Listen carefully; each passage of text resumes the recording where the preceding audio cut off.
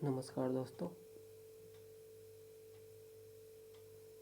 आज हम पढ़ेंगे 10वीं विज्ञान का चैप्टर नंबर 5 और शुरू करेंगे आज हम दैनिक जीवन में pH, importance of pH in daily life कि हमारी जो डेली लाइफ है उसमें पीएच का क्या महत्व है। तो चलिए शुरू करते हैं। जो अम्ल एसिड और जो क्षार है उसकी जानकारी हमें सही से न होने पर अम्ल और क्षार हमारी दैनिक जीवन में समस्या पैदा कर सकते हैं। तो चलिए शुरू करते हैं। इनकी हमें जानकारी होना क्यों आवश्यकता है और इनका हमारे डेली लाइफ में क्या उपयोग होता है। अब देखिए, पहली है जो पॉइंट नंबर 1 है वह उदर की अम्लता।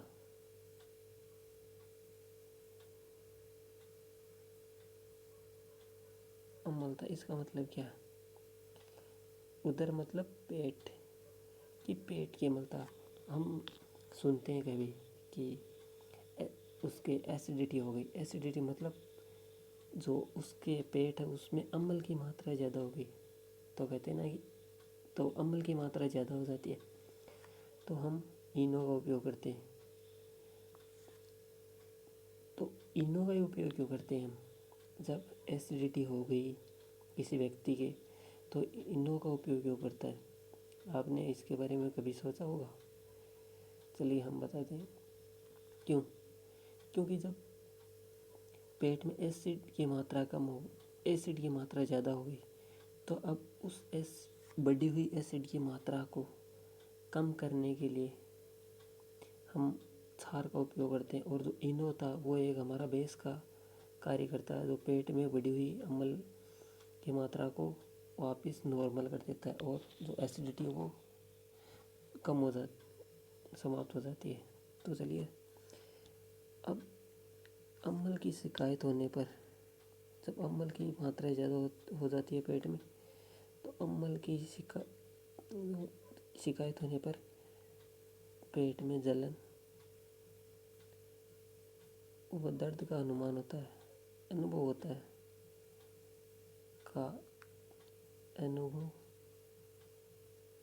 होता है। इस समय हमारे जो पेट है उसमें जठर रस, जिसमें कि जो हमारा जठर रस उसमें हाइड्रोक्लोरिक एसिड होता है कि अधिक मात्रा में बनता है। जो जठर रस है उसमें हाइड्रोक्लोरिक एसिड है वो अधिक मात्रा में बनता है और हाइड्रोक्लोरिक एसिड अधिक मात्रा में बनता है। अम्ल की मात्रा ज़्यादा होगी तो वो बढ़ा हुआ अम्ल हमारे पेट में जलन और दर्द की समस्या पैदा करता है। इससे राहत पाने के लिए एंटासिड होती है हमारी, एंटासिड का उपयोग करते हैं। एंटासिड अर्थात दुर्बल अम्ल जैसे milk of magnesia Mg, milk of magnesia OH का होल ट्वाइस। तो मिल्क ऑफ मैग्नीशिया ये एक दुर्बल अम्ल है जो बढ़ी हुई अम्ल की मात्रा को डिक्रीज कर देता है और जो उदर में पेट में अम्ल की अधिक मात्रा हुई उसको उदासीन करता है। ये हमारा उदर में अम्लता का पीएच का महत्व था वो हो गया। अब पॉइंट नंबर 2 हम पढ़ते हैं कि दंत क्षय। हम सुनते हैं कि किसी के दांत में कैविटी होगी तो वो होता है दंत क्षय। अब इसका क्या कारण है कि हमारा जो मुंह होता है उसकी नॉर्मल पीएच होती है 6.5। ये हमारी मुंह की नॉर्मल पीएच है। तो आपको पता होगा कि जो 7 पीएच होती है वो होते उदासीन और 7 से 14 के बीच में होते हैं वो कहलाते हैं क्षारीय। ये होते हैं क्षारीय और 0 से लेके 7 तक ये कहलाते हैं अम्लीय। तो हमारे मुंह की पीएच 6.5 होती है तो ये एक अम्लीय प्रकृति है। को दर्शाती है। अब देखिए, यदि ये पीएच, मुंह की पीएच 6.5 से घटकर 5.5 या कुछ भी हो जाती है, 5.4 ये हो जाती है, तो जो हमारी दांतों का इनेमल है, जो दांतों पर इनेमल रहता है, दांतों के इनेमल, उसका इनेमल का क्षय होना प्रारंभ हो जाता है, क्षय प्रारंभ हो जाता है। अब ये दांतों का क्षय प्रारंभ हो गया, तो इसका जो निवारण है, इसके लिए या तो हमें क्षारीय विलयन, क्योंकि हमारे जो मुख है उसमें एसिड की मात्रा ज़्यादा हो गई है, जो क्षारीय विलयन है, क्षारीय विलयन का उपयोग करने से जो बढ़ी हुई जो मात्रा है एसिड की वो कम हो जाती है। इसके लिए हम क्षारीय विलयन से मुंह को साफ कर सकते हैं। और एक और है कि ये हमारे मुख में एसिड की जो पीएच है वो 6.5 से 5.5 क्यों हुई? तो जब हम खाना खाते हैं तो जो मुख में बैक्टीरिया होते हैं, वो जो खाना दांतों के लगा रह गया, दांतों पर जो खाना रह गया, उससे वो बैक्टीरिया रिएक्शन कर लेते हैं। रिएक्शन करके वो एक एसिड का निर्माण कर लेते हैं, मुख में एक एसिड का निर्माण करते हैं, जिससे मुंह की पीएच कम कर देते हैं। और मुंह की पीएच कम हो गई तो इनेमल का जो क्षय वो प्रारंभ हो जाता है। इसलिए खाना खाने के बाद दंत क्षय को बचाने के लिए दंत मंजन का उपयोग करना चाहिए, और एक जो हमारा क्षारीय विलयन है उससे मुंह को साफ करना चाहिए। अब पॉइंट नंबर 3 है, उसमें है कि कीटों का डंक। कीटों का डंक में पीएच का क्या महत्व है? अब ये क्या है कि अब मधुमक्खी और जैसे चींटी हो गई, चींटी या कोई मकड़े जैसे किसी कीट का डंक, ये जो इनका डंक है वो एक एसिड को रिलीज करता है, अम्ल स्रावित करते हैं। स्रावित मतलब रिलीज करते हैं, स्रावित करते हैं। और जब ये हमारी जो स्किन होती है उसमें यदि एसिड को रिलीज करते हैं तो हमारी जो त्वचा है उसमें जलन व दर्द होता है। हम जैसे यदि हमारी स्किन पर कहीं भी मधुमक्खी ने डंक, जैसे कि मधुमक्खी ने हमारी स्किन पर कहीं पे काट दिया, तो वो डंक है, वो अपने डंक से हमारे स्किन में एक एसिड को रिलीज करती है, उससे जो जलन और दर्द का अनुभव होता है। अब इस जो एसिड रिलीज किया उसको कंट्रोल करने के लिए, क्योंकि अम्ल की मात्रा बढ़ गई है अब शरीर में, तो इस बढ़ी हुई मात्रा को कम करने के लिए हम अब क्षारीय लवण होते हैं, जैसे क्षारीय लवण जैसे कि सोडियम हाइड्रोजन कार्बोनेट NaHCO3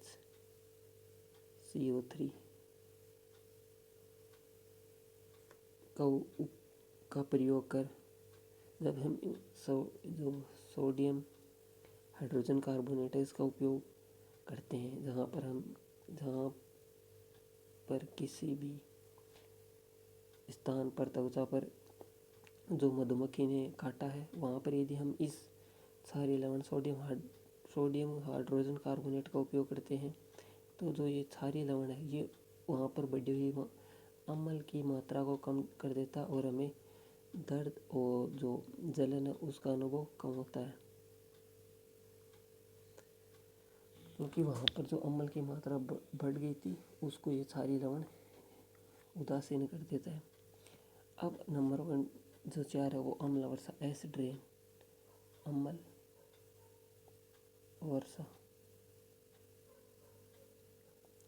अब अम्ल वर्षा में पीएच का क्या महत्व होता है? जैसे जो वर्षा का जल होता है, वो शुद्ध होता है, जल शुद्ध होता है, शुद्ध माना जाता होता नहीं माना जाता है। यदि शुद्ध है तो इसकी पीएच कितनी होगी? उदासीन होने के कारण पीएच 7 होती है, जो पीएच 7 अब है कि हमारे इन्वायरमेंट में बहुत सारे प्रदूषक होने के कारण जब वर्षा होती है तो वो प्रदूषक उस वर्षा के साथ ज़मीन पर, ये हमारा कोई अर्थ लेवल है, अर्थ सरफेस है, उस पर आ जाते हैं। यहाँ पे आकाश में कोई प्रदूषक फैला हुआ और जब वो वर्षा हुई तो ये इस वर्षा के साथ मिलकर धरती पर पहुँच गया। तो इसके कारण आजकल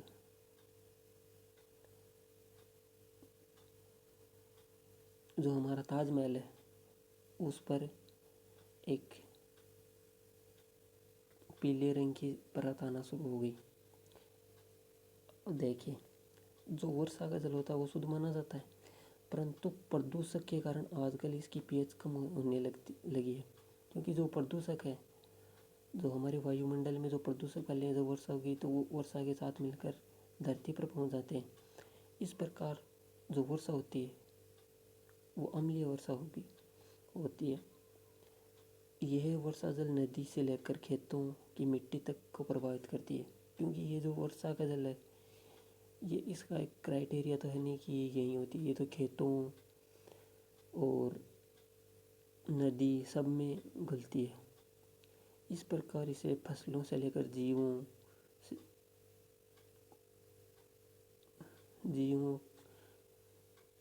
से लेकर पूरा पारिस्थितिक तंत्र प्रभावित होता है। और इस प्रदूषकों पर जो एसिड रेन आते हैं इसको हम कंट्रोल किससे कर सकते हैं? यदि वर्षा जल वो जो अम्लीय वर्षा उसको हमें कंट्रोल करना है तो हम जो पोल्यूशन करते हैं उसको कंट्रोल कर लेंगे।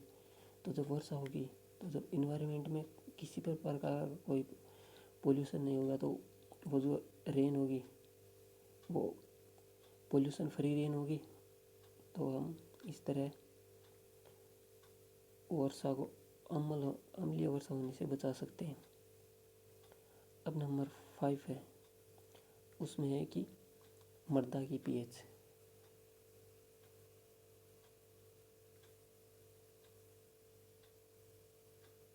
मृदा की पीएच। अब मृदा की पीएच का क्या मतलब है कि मान लीजिए हमने ये हमारी ज़मीन है, इसमें ये फसल बो दी, ये फसल बोई है।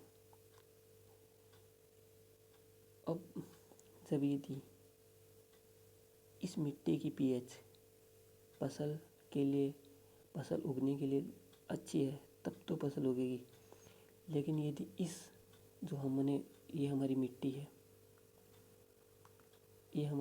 यदि इसमें जो इसकी पीएच है वो या अम्लीय या क्षारीय होने से अम्लीय, या तो ये अम्लीय हो गई और या यदि ये क्षारीय हो गई तो जो फसल उगने के लिए आवश्यक पीएच है उससे ये मैच नहीं करती। तो ये जो बढ़ी हुई या घटी हुई पीएच है वो एक फसल बोते हैं उसको उगने से रोकती है।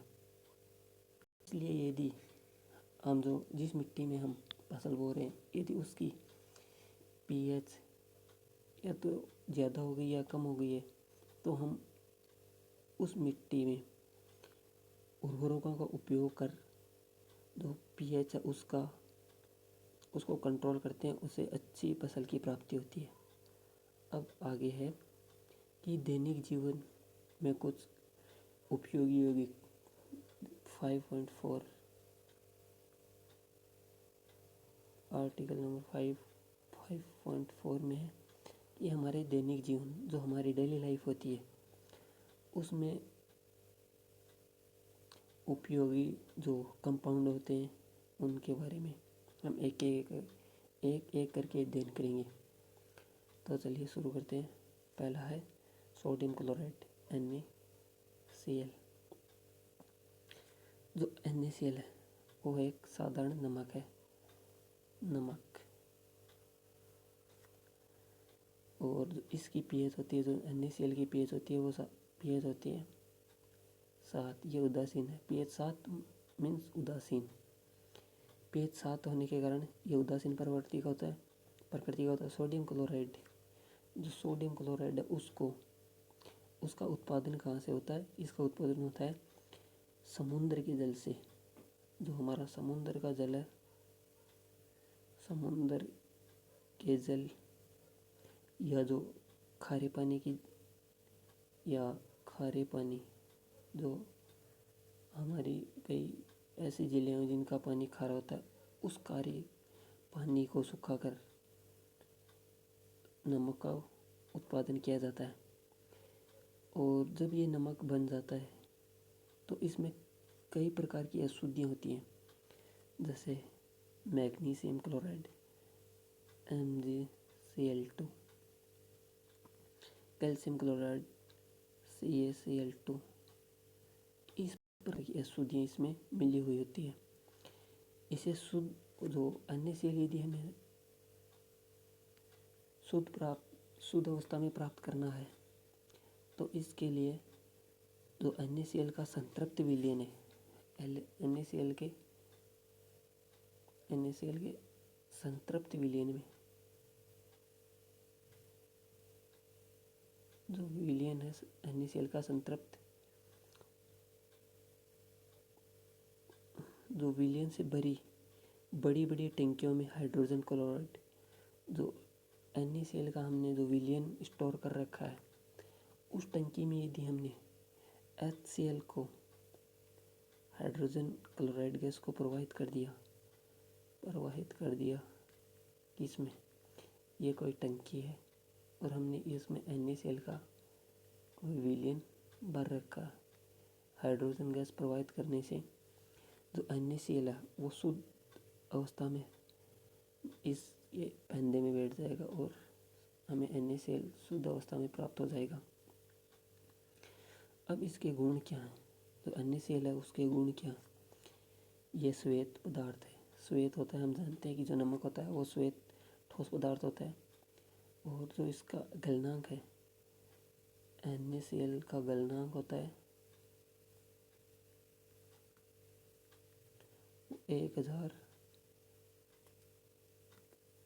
1081 केल्विन। और पॉइंट नंबर 3, 1081 मीन्स उच्च होता है और ये जल में अधिक विलय होता है। जल में अत्यधिक विलय है, जैसा कि हम अपनी डेली लाइफ में यूज़ करते हैं और देखते हैं। और जलीय विलयन में आयनित हो जाता है। और पॉइंट नंबर 4 है कि यह जो हमारा जलीय विलयन है, जलीय विलयन में आयनित हो जाता है।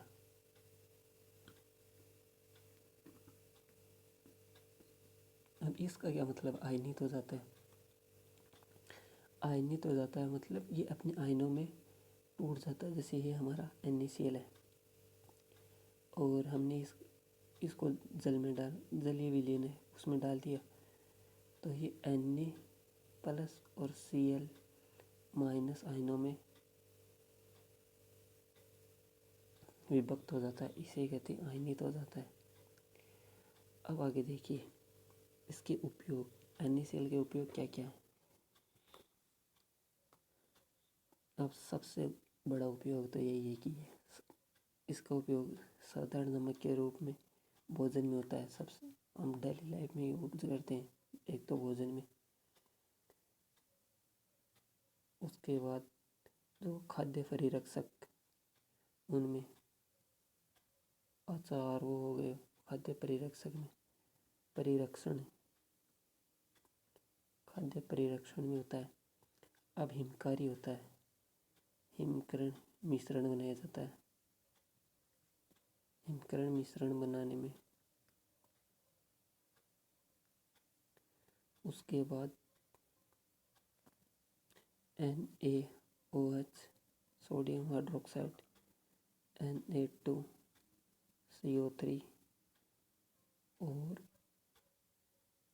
ETC आदि बनाने में, विरंजक चूर्ण आदि के लिए सोडियम का उपयोग किया जाता है। जो इनमें ये एक कच्चे पदार्थ के रूप में उपयोग होता है NaCl का, सोडियम हाइड्रोक्साइड Na2CO3, और विरंजक चूर्ण में यह एक कच्चा पदार्थ की तरह उपयोग करते हैं सोडियम। उसके बाद है, हमने सोडियम क्लोराइड का उपयोग पढ़ लिया। इसके बाद है सोडियम हाइड्रोक्साइड NaOH। हम जानते हैं सोडियम हाइड्रोक्साइड एक क्षार है और इसका उपयोग हम कपड़े धोने में करते हैं। तो जो सोडियम हाइड्रोक्साइड है उसे कास्टिक सोडा भी कहते हैं। तो ये एक आपकी एग्जाम में पूछ सकता है कि कास्टिक सोडे का जो सूत्र होता है वो लिखिए, तो NaOH कास्टिक सोडा, और इसका उपयोग कपड़े धोने में।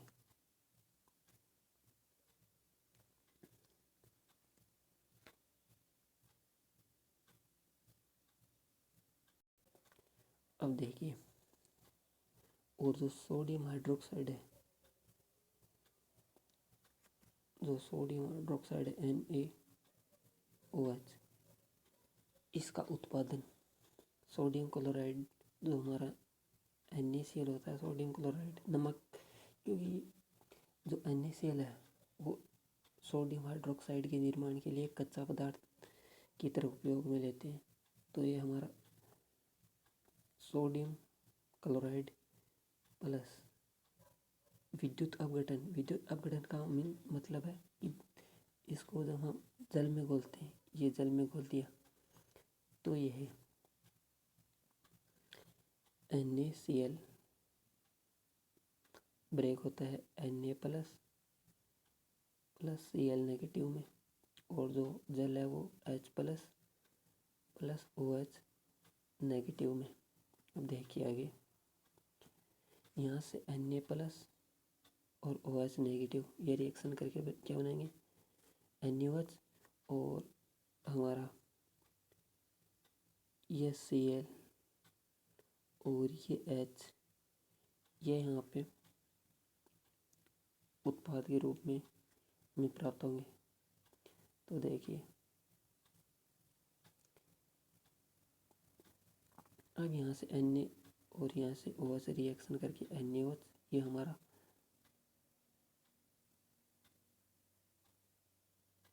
NaOH सोडियम हाइड्रोक्साइड बन गया। उसके बाद ये Cl और यहाँ से एक H। अब ये देखिए कि जो हमारी रिएक्शन है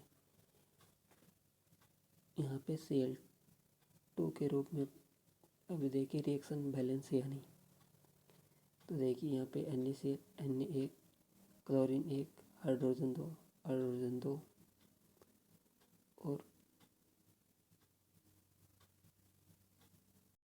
इस रिएक्शन में हमें हाइड्रोजन गैस बनती है, लेकिन यहाँ पे तो H ही है, इसलिए यहाँ पे मल्टीप्लाई 2 से और 2 से। अब देखिए यहाँ पर हमारे पास सोडियम 2, तो इसको हमें 2 से मल्टीप्लाई करना होगा। 2Na सोडियम बैलेंस हो गया। उसके बाद क्लोरीन, देखिए यहाँ पे हमारे पास क्लोरीन के 2 अणु हैं और यहाँ पे एक है तो Cl2। ये क्लोरीन हो गई। हाइड्रोजन देखिए यहाँ इधर 4 है हमारे पास हाइड्रोजन और इधर 2 है, तो ये H2, ये हमारी रिएक्शन बैलेंस है, तो ये हाइड्रोजन गैस बनती है। अब और जो हमारा कैथोड है उस पर सोडियम हाइड्रोक्साइड विलेन के रूप में प्राप्त होता है। अब जो सोडियम हाइड्रोक्साइड है उसके जो गुण है वो क्या होते हैं, ये एक श्वेत चिकना ठोस पदार्थ होता है। जो सोडियम हाइड्रोक्साइड होता है, सोडियम हाइड्रोक्साइड एक श्वेत और चिकना पदार्थ है। सोडियम हाइड्रोक्साइड उसके गुण है, नंबर 1 पर है श्वेत होता है, श्वेत चिकना ठोस पदार्थ है।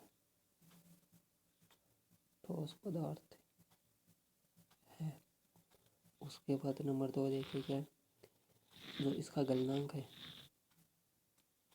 गलनांक होता है इसका, होता है 591 केल्विन।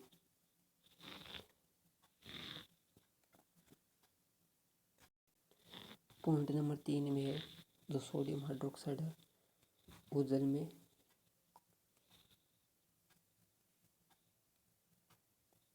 में नंबर 3 जल में शीघ्र विलय हो जाता है, यानी कि जल्दी से घुल जाता है, शीघ्र विलय हो जाता है। अब पॉइंट नंबर 4 है, ये एक प्रबल क्षार है, तो ये अपने आयनों में पूर्ण वियोजित होगा। तो पूर्ण वियोजित होगा तो NaCl, तो NaOH है वो Na प्लस OH नेगेटिव में विलीन में रहता है और इसे क्रिस्टल प्रस्वेद होते हैं, इसके क्रिस्टल प्रस्वेद होते हैं। अब जो सोडियम हाइड्रोक्साइड है इसके उपयोग क्या क्या है, तो चलिए यूज देखते हैं।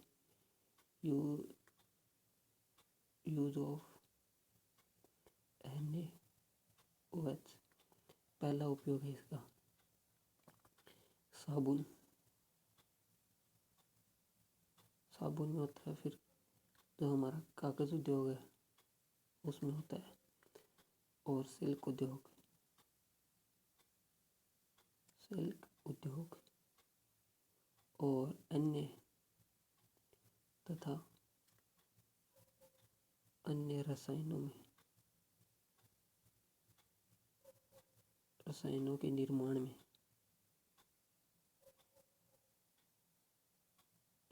में इसका उपयोग होता है। और नंबर 2 पे है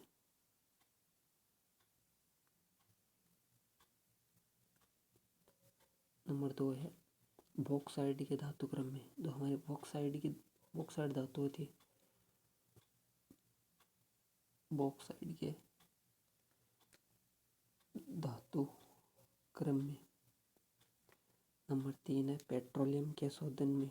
जो हमारा पेट्रोल होता है, पेट्रोल के शुद्धिकरण में या पेट्रोल के शोधन में,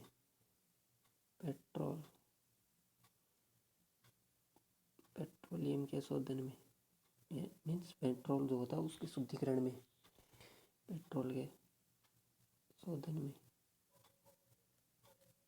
नंबर 4 है वो है वसा एवं वसावत तेलों के निर्माण में।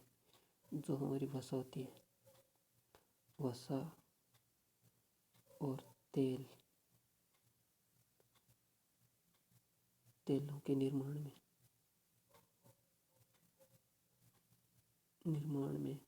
हम सोडियम हाइड्रोक्साइड का उपयोग करते हैं। और जो हमारी लैब होती है प्रयोगशाला, उसमें ये एक अभिकर्मक के रूप में होता है। अभिकर्मक मतलब रिएक्टेंट के रूप में भी इसका उपयोग किया जाता है। तो अब देखिए हम अब पढ़ेंगे विरंजक चूर्ण, जो हम अगले वीडियो में कवर करेंगे।